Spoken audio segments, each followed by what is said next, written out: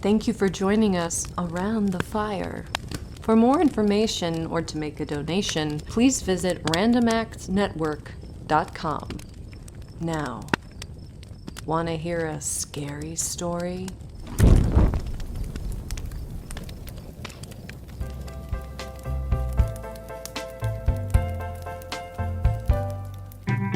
Danny and Cindy were enjoying their second date together. They had gone to a scary movie, splitting a large popcorn and a soda with 2 straws, and then for a long drive in Danny's car. The warm air coming in through the windows felt like summer waving its final goodbye before fall. They drove out of town and up to the top of a hill known as the Overlook, also known as the local makeout spot.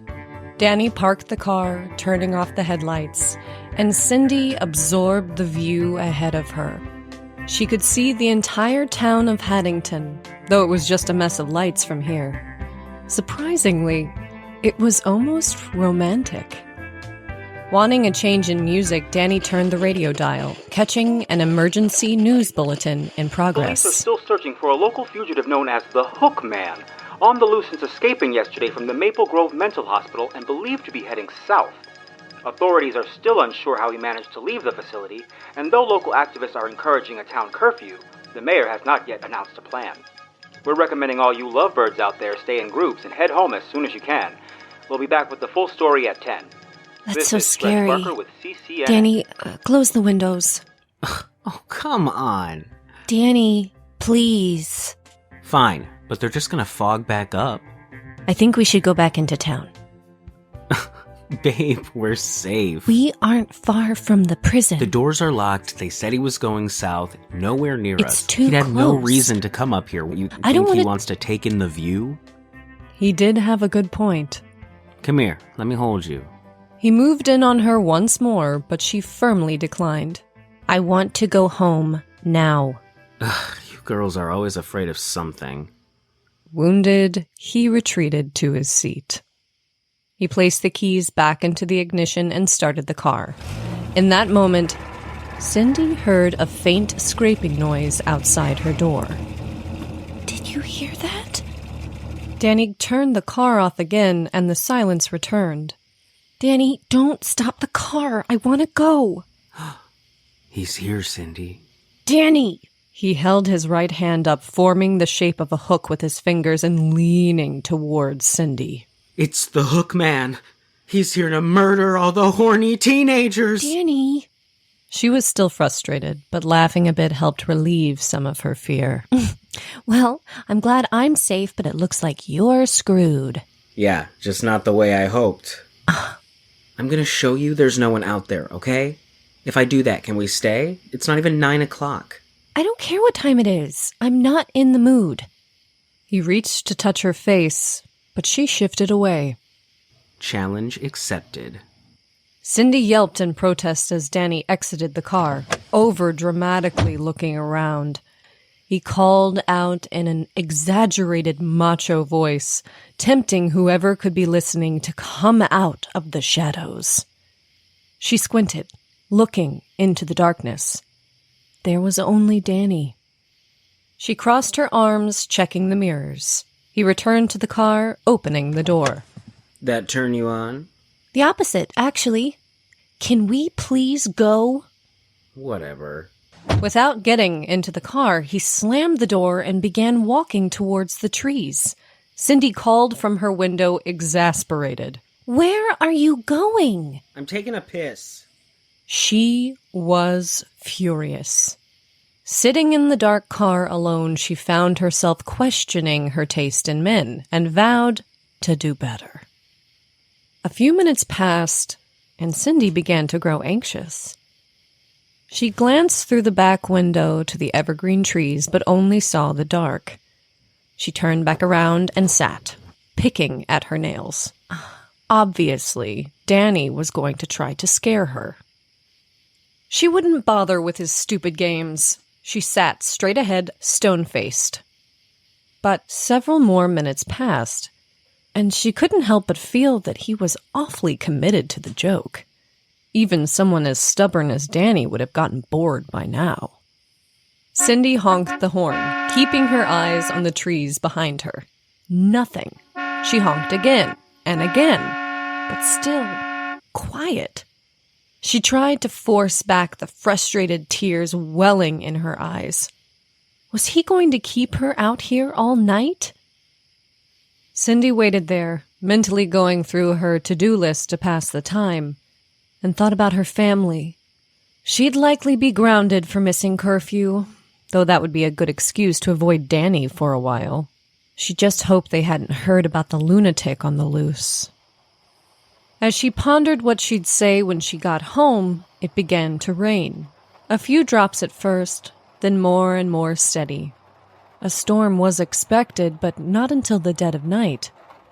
She knew Danny would never stay out in the rain by choice, and a deep feeling of dread settled into her stomach when he still didn't return. Looking out her window, she noticed that the glass remained clear, free from droplets or any moisture at all. She looked to the other side, noting the dry window next to the steering wheel. Slowly cracking her window open, she took in the night air. It was dry, almost dusty. It didn't smell like rain. Cindy opened the glove compartment, shifting through papers and trash, but there was nothing of use. She felt underneath her seat and then below the driver's seat, where she touched the body of a long metal flashlight. She pulled it onto her lap, clicking the button, and it spat a bright beam of light into her eyes. Centering herself and breathing deep, Cindy pulled her shoulders through, sitting in the window. She raised the flashlight above, illuminating the trees behind her. There was Danny's gutted body, dangling from the branches that reached over the car. A long, open gash ran from the tip of his chin to his groin, the contents from within spilling out and drooping below. The roof of the car was painted brown with blood and guts. It had never rained at all. Cindy screamed, dropping the flashlight under the car. She pulled herself back inside, shutting the window. And though all the air had left her lungs, the scream continued. Pulling herself together, she squirmed into the driver's seat, feeling for the ignition. She knocked into the headlights, turning them on. Only a few feet in front of the car stood the escaped fugitive in his torn and tattered jumpsuit from the sanitarium. He was a massive, hulking man with long, greasy hair and a sprawling, rotting grin peeking from the shadows overtaking his face. Where his right hand should have been was a long, rusty hook, dripping with blood. Cindy screamed again and furiously groped for the keys. The man stepped towards the car and she stopped, staring at the horrifying figure before her, gleefully dangling the car keys in the headlights.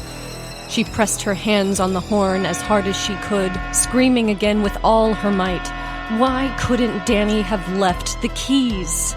The lunatic bounded towards her, smashing the driver's side window with his hook. Cindy had already jumped into the back seat and opened the door. As she took her first step into the grass, the man grabbed a handful of her hair, forcing her back into the car. She swatted and hit him, but he didn't flinch. His eyes looked hungry, and Cindy was his next meal. His massive, dirty fingers gripped her head with such force that she could feel the hair ripping from her scalp. Her fists landed with less and less force, and she began to accept her fate. Ready for the finale, he pulled her from the back seat by her ankles. She was nearly limp, heavily flopping from the car into the grass with a thud. She couldn't catch her breath. She was feeling faint. The hookman was going to kill her. He fell to his knees, lifting her head from the dirt. They looked at each other, almost agreeing to what would come next, and he raised the hook high above. Then he brought it down, aiming for her throat. But she threw her right hand up mostly by instinct and deflected the blow. For a moment, they were locked there together.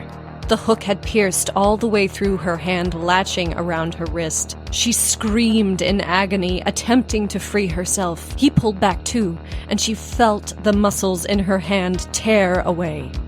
And then, a glimmer caught her eye from beneath the car.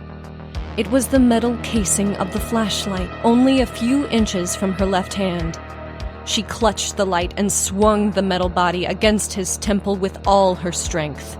At last, her right hand separated from his hook with one final tear. She now used both hands to smash the lantern directly between his eyes. Cindy squirmed through the grass, crawling like an animal towards the trees before pulling herself to her feet.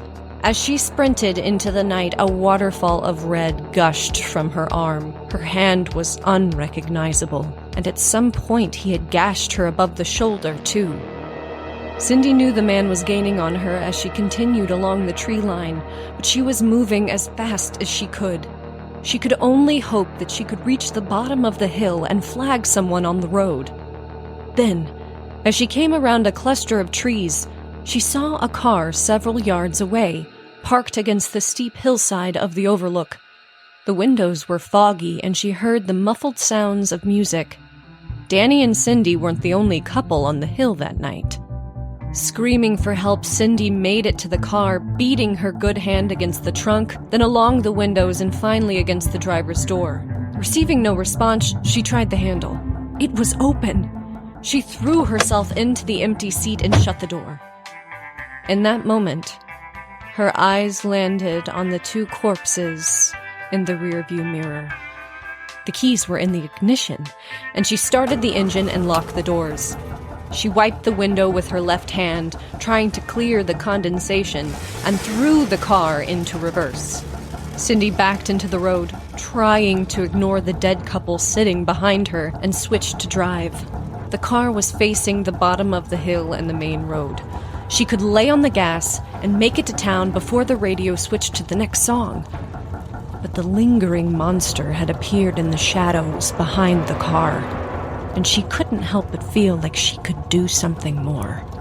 Switching back into reverse, she pressed the pedal flat. The car lurched backwards, throwing the bodies behind her onto the floor, and gained speed as she neared the man. He stepped out of the way just in time, and she hit the brakes. He lunged towards the car, smashing the back window with his hook, and reached in for Cindy. She pressed on the gas, but the car hesitated in the mud. The bloody hook grew closer and closer. Finally, the car continued forward, throwing the man to the ground. Cindy twisted the wheel to the side, skidding in a full circle and facing him once again. He lifted himself from the dirt and now stood directly between the car and the steep hill looking into town. Fuck you. The car hurtled towards both the man and the drop-off. He lifted his hook into the air and began towards the car, shifting to his right to avoid the vehicle. But that's what Cindy had anticipated, and she yanked the steering wheel left. The front right of the car barreled into the hook man with a loud crunch, launching him over the side of the overlook, down hundreds of feet into the rocky valley below. She wanted to see his body, but she wouldn't stop the car until she made it to safety. As she neared the lights of the town, the tears came, along with the full realization of what had just happened. Cindy pulled into the police station and parked. Crying and shaking, she gingerly touched her wounds. She wanted to faint, or at least sleep until she woke up to find it all a nightmare. But then she remembered she wasn't alone in the car. Slowly opening the door, Cindy stepped onto the pavement. She was dizzy and shivering, leaving a trail of blood. The rain was moving in now, and the droplets joined the crimson stream running down her arm. She headed towards the station entrance, limping around the back of the car, when her eyes landed on an odd form at the front of the vehicle. Lodged into the metal just above the tire was the man's rusty hook, with the bloody stump still attached at the end.